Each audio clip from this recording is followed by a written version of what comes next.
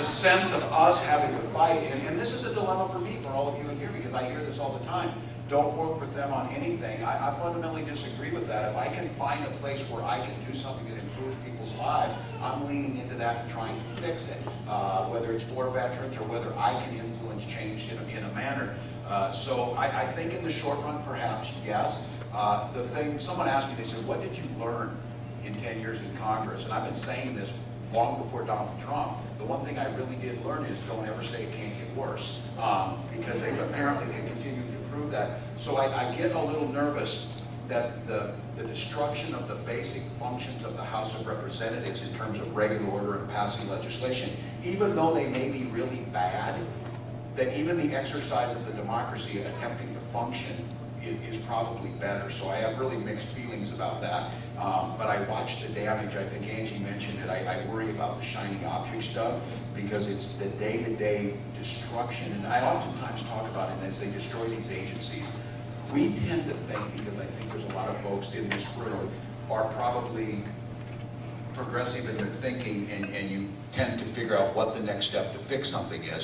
So I think we think of like what's happening in an election is like they ran the car out of gas, and we'll get elected, we'll put the gas back in and take off. No, they ran the car out of oil.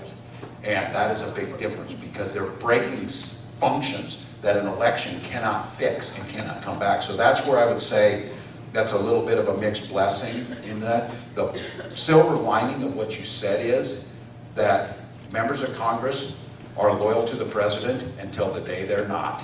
And that's the day they know they're going to have to stand for election.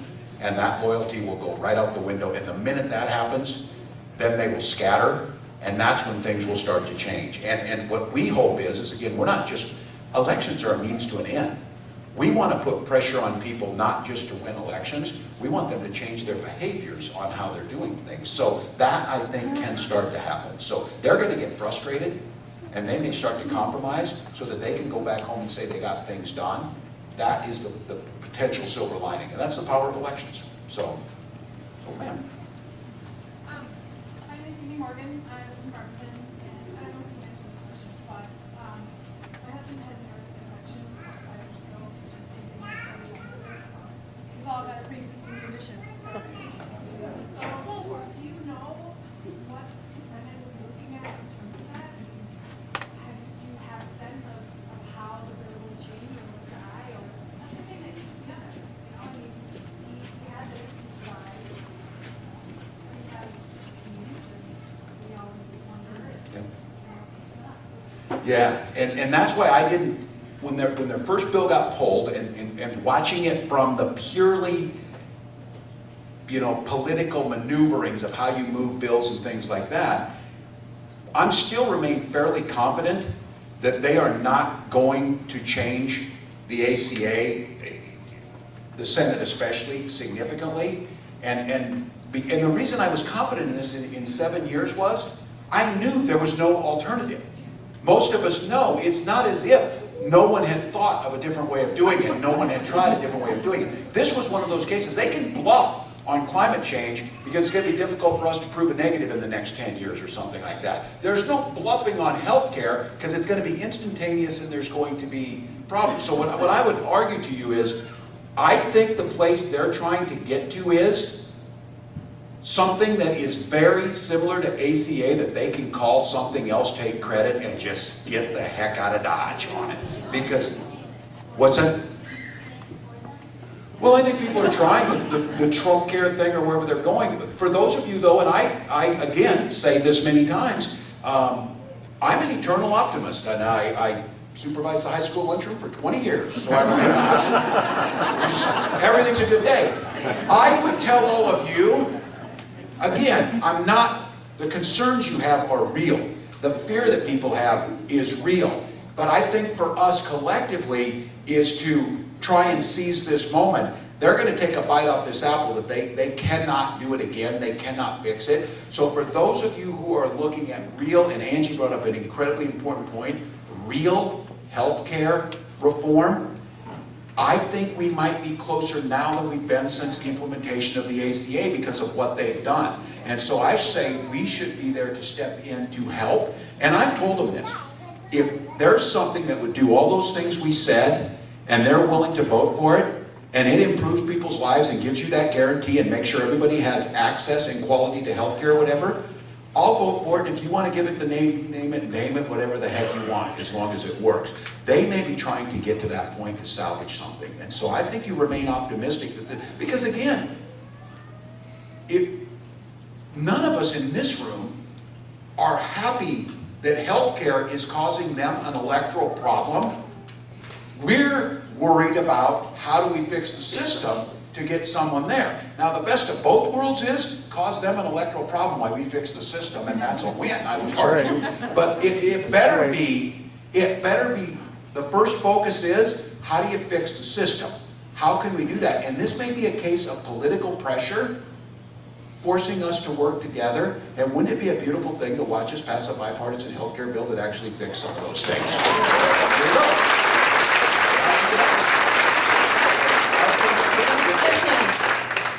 Here you go.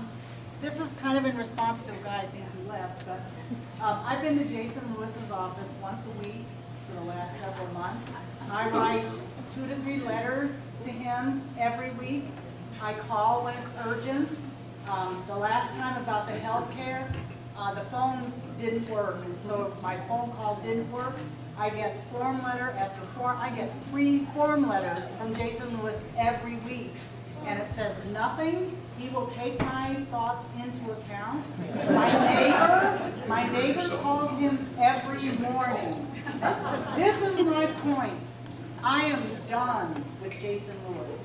I am not spending 1 more ounce of energy or thought or creativity regarding Jason Lewis. I'm not spending 1 more gallon of gas to drive to his Burnsville office. So my question is, what I want to do now, I'll still drive to Burnsville, but I'm going to park in a neighborhood and I'm going to go door to door.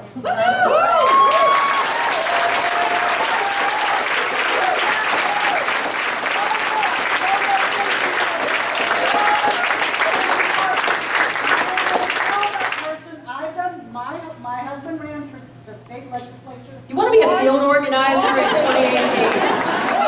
Yes, he lost. I'm a pro at door knocking. I mean, they may like me there or not, slam the door in my face, I don't care, but I'm going to say, Jason Lewis is your representative. He just voted like this. Do you like that? And then I'm going to hand him a piece of paper. I'm going to do that now, not these stupid letters that just go nowhere. All right, are you ready for it? Yes. 651-788-5339. Call me.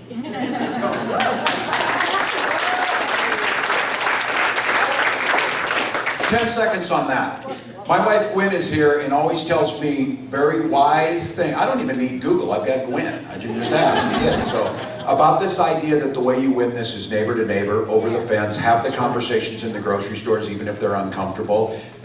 Gwen's contention was we did not do that well enough. And I think what you just said right there is channeling our energy in a way that makes a difference. And again, I would ask all of you, keep us honest, keep hammering at me or whatever. But I said what's not effective is sending something in all caps telling me that you need to put a bill on the floor. I'll try my best, but I'm not the speaker. So what we need to do is figure out a way to channel energy in a way that makes a difference. Keep us honest, force us in positions where you want to see us. But I think your point is brilliant in terms of it is not partisan, political. It is simply citizen activism that you were talking about, and that's the fix. I really believe that. That's the fix. We'll follow where you go. It's not the other way around. As an elected official, I'll follow where you end up taking people. So. What was the phone number? Write it up there. All right, just to be clear now, I'm in trouble with my wife. 651-788-5339. Yeah. We got one here and then one over there. You can tell we're right-handed. It's a problem with teachers. I'm going to forward it to Tim, too, the number. I'm in the book. So. One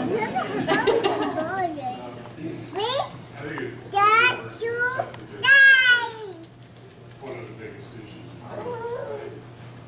I'd like to have you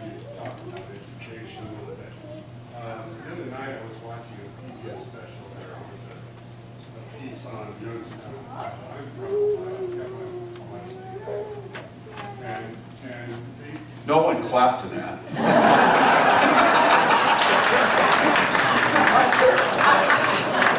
You got a winner. You didn't say the Ohio State, so I was wondering about it. Go. That doesn't bother me at all.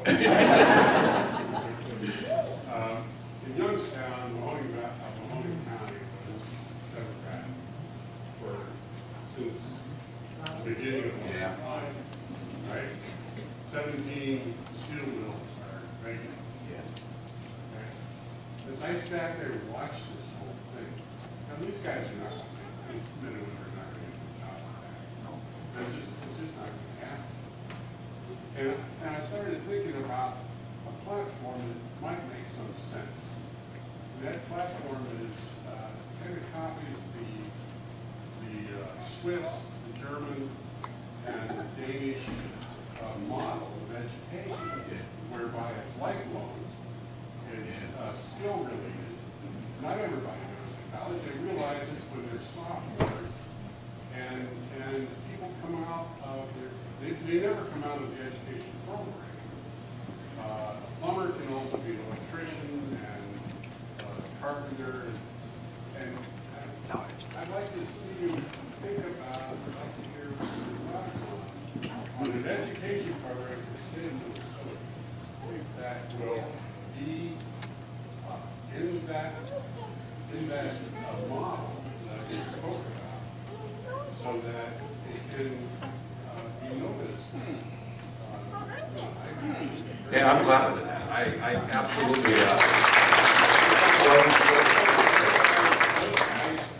They're not going to vote again for that. They're kids. So it's all about, to me, it's all about education. People can't read. They can't logically go through it and parse what they're hearing. What they're seeing, in this case, on a little, open the top there. I see it. The machine didn't want to either. You don't understand something, you don't have to participate. That's why the people I mean, your suggestion is, I think, exactly one of the key messages of any campaign that's successful in 2018. And it's not just got to focus on primary, secondary education. It's got to focus on making sure that those kids, as they come through secondary education, start to identify the job paths that are available to them. I worked in a business with 18,000 employees for the last decade of my career, and I was the head of HR for a portion of those years.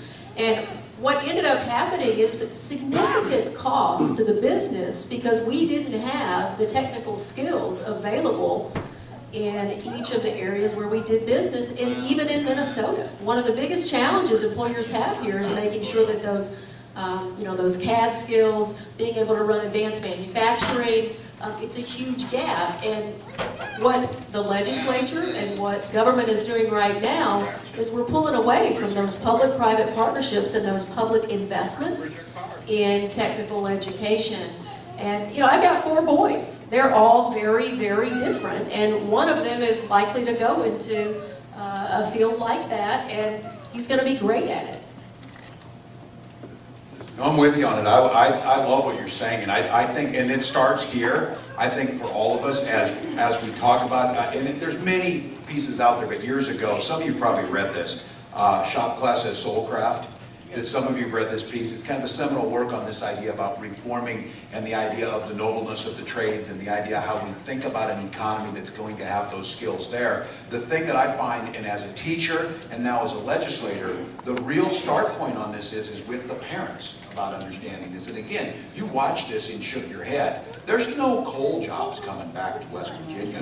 My colleagues from West Virginia will tell you that. They know it. But what we have to figure out, and again though, is cultural, and you don't have to go to Pennsylvania, go to Hibbing. And Hibbing went Democrat for all these years and changed. That there's a real cultural angst amongst folks, and I would argue you're hitting on what I consider to, and Angie says it, the fundamental piece of that is how do we start to reform our, as we look at the economy and where it's going, how does that training, that job training, that education, and view it differently? And it's not there right. And so I'm excited about the potential for it. kind of different with Angie a little bit about It's okay, I can actually talk to people who differ with me. It's good. I've got 40 years. I brought the expert in. 40 years. And I can tell you stories about manufacturing and not having skilled workers and all that type of thing. But what I'm thinking is more of a universal education program rather than, I don't mind if somebody wants to go to an East Coast school, that's fine, they just have to pay for it. But my thoughts are more skill set, not directed, companies should be paying for their employees to work, not us. Okay? I heard a few yes. We should be smart enough to know how to teach kids so that they can go to those institutes and walk in there with a couple weeks of training and be right on the money. That's what I'm talking about. If you don't mind, we're kind of a team. It's Mother's Day, so I'm trying to get on the good side here. If you don't mind, Angie. When is the assessment coordinator for District 77 after many years of teaching? High school English. Yeah. Hi, I'm Gwen. I've been married to Tim for a long time, I think 1994 or something. And so, it's nice to be here with all of you. I left right after school today to get here, and I think you might as well know it now. Tim is an incredible public servant. But we sort of do this as a team and as a family, and so you might not always see me as much, but that's how we do it. And we do it like lots of you do it in your own homes and figure it out piece by piece.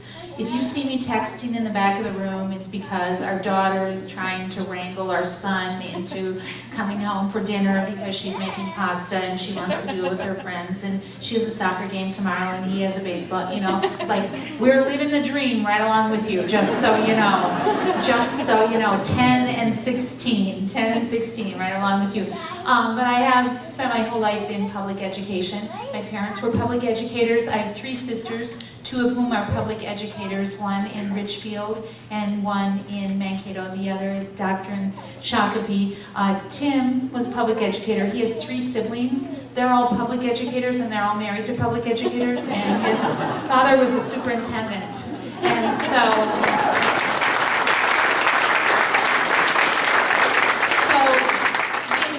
background.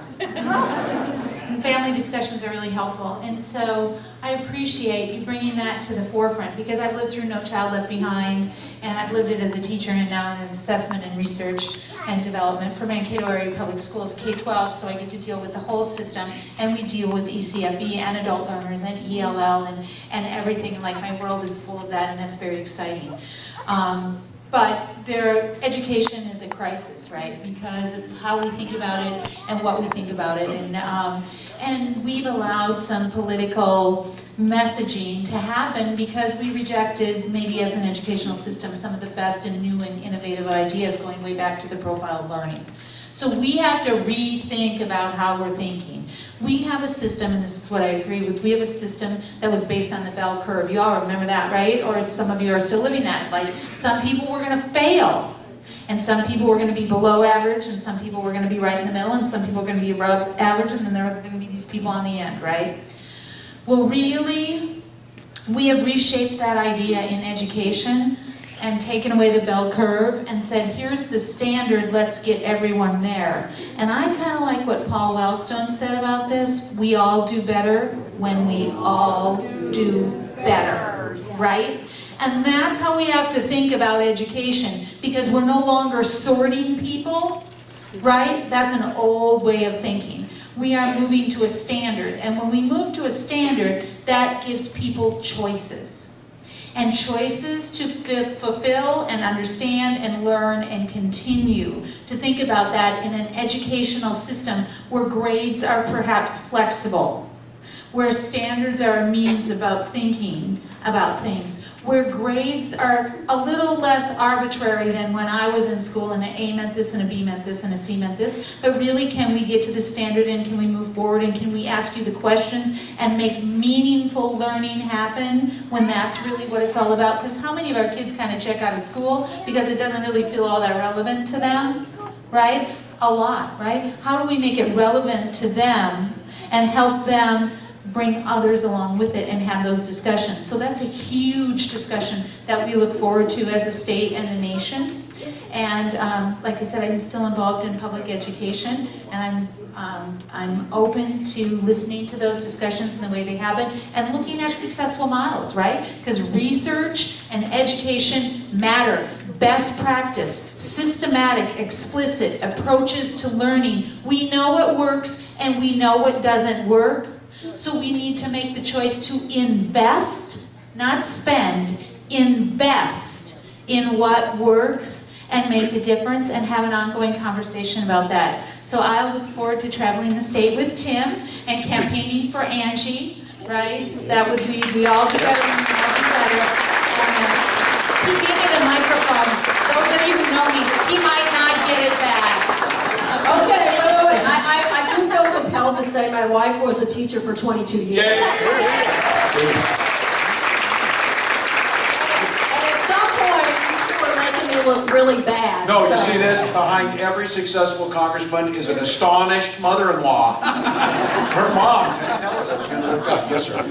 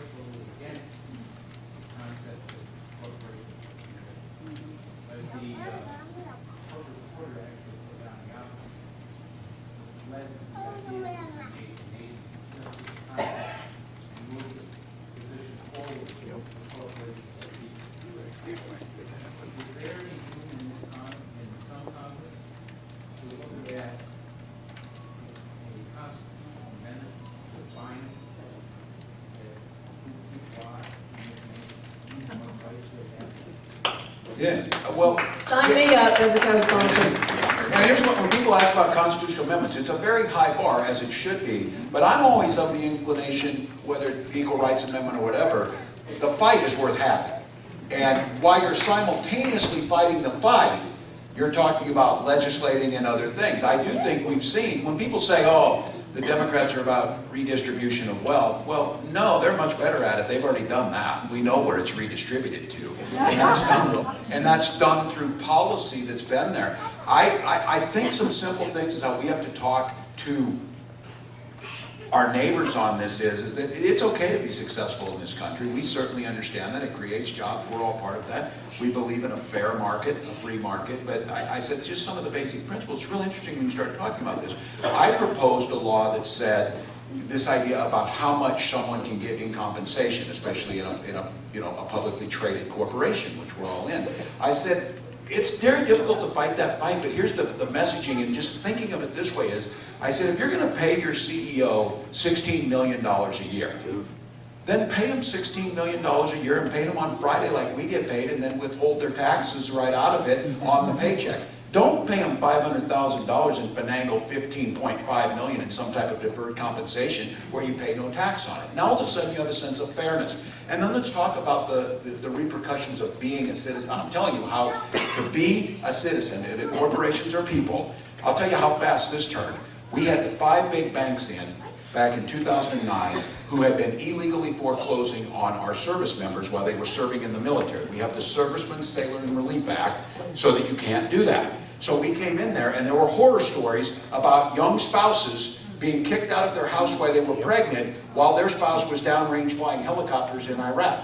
And so the big banks were there, and they said, you know, there was glitches in the algorithm, and you know, you've been there. So we're sitting in the VA, and I'm saying, yeah, that's happening. And they said, and we were fined accordingly, And I said, you know, that's great. I said, but what's changed here is we had something called Citizens United. And so now you all get to act like people. And the only question I have when it came my turn to ask questions was, which one of you is going to prison in this group that's here? That's right. That's right. And this was third. They decided to take the fifth at that point. I went back across from the hearing room, back to my office, 30 minutes later. A young intern says, Congressman, there's some guy on the phone, insists on talking to you. His name is Mr. Diamond, and he wants to talk to you. And I said, oh, yes. And it was Jamie Diamond from City Court who called and apologized and said, what you said was correct. We have a responsibility on this. Someone needs to own this. And I'm sitting there pretty flabbergasted saying, you know, and then I was doing Ronald Reagan. Oh yeah, we'll trust but verify. And he promised to hire 40,000 people to do the loan processing side of things, move the call center back to the United States, and work on it. And he did that. And he did that. And I said, I think if we want to change behaviors like you're talking about, we should aim for that to make sure that there is a social responsibility that comes with business and corporations. Yep. And that we can do that. And we can simultaneously respect the rights of people to participate in that, but we're not going to let you skew the system. So pay them what they want, but pay your fair share of taxes. If you're going to be given the rights that citizens have, then you're going to pay the price that citizens pay for this. And I would argue, just like all of you here, citizenship comes with rights, we know that. It also comes with responsibilities to participate. And so while many are doing that, and I would encourage all of us who are really, really mad and really know that Piketty's book on income redistribution is destroying our democracies, that we should really think about, exactly like this gentleman said, long-term goals, midterm goals, short-term goals, to bring back more of that. Because we've seen it happen before, and it's worked before, where there's been much more social interaction, much more fairness. So I think it's an important point. I was just going to add that one of the most proud endorsements I got last cycle was from an organization called End Citizens United. And I was one of the first congressional candidates across the nation to get this because, and I went in and I told them my story. You know, I never expected to be standing here running for Congress. I grew up in a trailer park to a single mom. You know, I shouldn't by all means be standing here, but because I work for a business and because I have, you know, friends who I can fundraise from, and now I got a lot of friends who can support me, you know, it's tilted. It is absolutely tilted, the system. And so I am a huge advocate for making sure that there's not a kid in this country who knows, no matter where they came from and how much money their parents had, that they too can be in Congress and they can be President of the United States.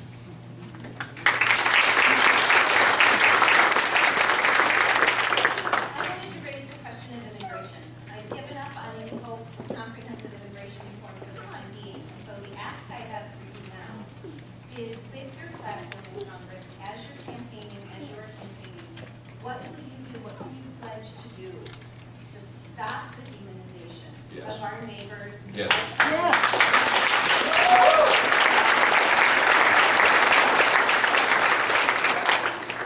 When you invite other people, we're pretty uniform crowd in this room today. I was in Austin last night.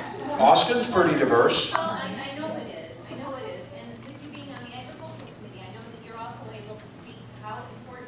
Absolutely. Yes. And I expect to hear you speaking. Yes. In this meeting, in this dark Absolutely. we're in. What will you say? What will your narrative be? How are you going to stand witness to people who are being demonized unfairly? Yeah. That's why public forums matter. Because the one thing I have, as you heard me say earlier, it's not a platform for my personal ideology, but it is a platform. The news media will come.